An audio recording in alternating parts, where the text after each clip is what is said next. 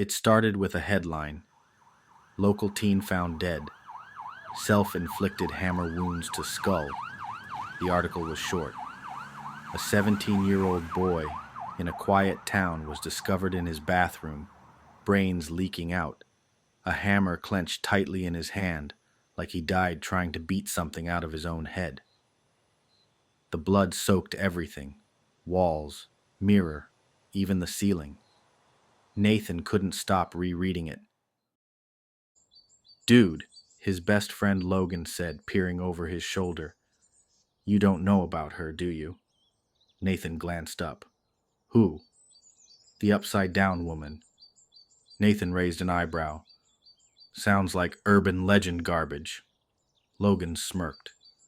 "There's a list going around. If you follow all the steps, she appears. Upside down, hanging from nothing, bleeding, watching, and then she makes you, well, smash your head in until it explodes." Nathan scoffed. "How convenient." "Yeah, but you want to know the craziest part? I'm posting it on my TikTok tonight." Logan grinned, tapping his phone. "My followers will eat this up." Nathan frowned. "You actually think people will believe that crap?" "You bet. I've got like a couple thousand followers and counting. Trust me, this will blow up. Anyway, me and the boys will be breaking into the school tonight to try it. You in?" Nathan laughed. "We actually might get caught this time. Anyway, I gotta finish my history report with Chloe. But if we wrap it up early, maybe we'll swing by." Like typical teenagers, they brushed it off, pretending they didn't care. But somewhere deep down, the story bothered them. That Friday night, Nathan headed to Chloe's house. They sat on the floor surrounded by books and junk food, pretending to work, but mostly talking. "Hey," Chloe said suddenly, pulling up her phone. "Look what someone posted." She showed him a picture. The list. Find a mirror in a room lit only by candles. Stare into it at exactly 3 a.m. at night. Say, "Bring her down" 3 times. Draw an upside-down cross on the mirror. Cut your finger and smear the blood across it. Count backwards from 10 to 1. Don't blink. Don't look away. "She'll appear when the last number leaves your lips," Chloe said with mocking tone. "Creepy, right?" Nathan frowned. "I'm having goosebumps even looking at that thing. And why does it always have to be mirrors?" "Relax," she grinned. "It's just made-up crap."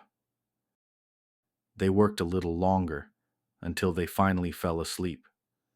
Sometime after 3 a.m., Nathan stirred awake. A blood-curdling scream ripped through the silence.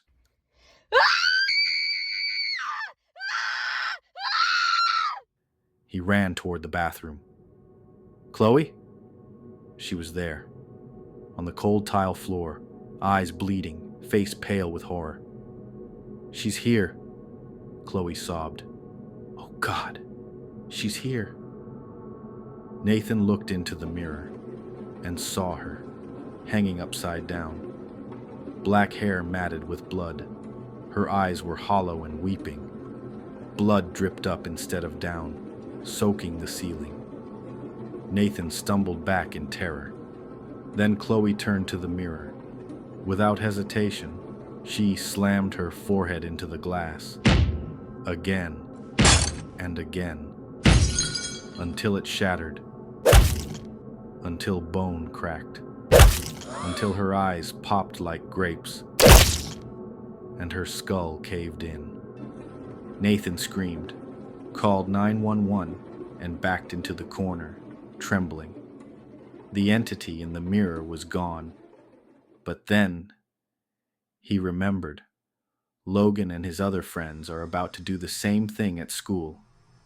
He bolted out the door and sprinted toward the school, his lungs burning, heart jackhammering in his chest. By the time he arrived in front of the school, there they were, figures standing in a line along the edge of the rooftop. silhouetted by the moonlight. He screamed for them to stop, but it was too late. Logan jumped headfirst, slamming into the school grounds. Another followed. Then another. He couldn't move, couldn't think, couldn't save them. All he could do was count.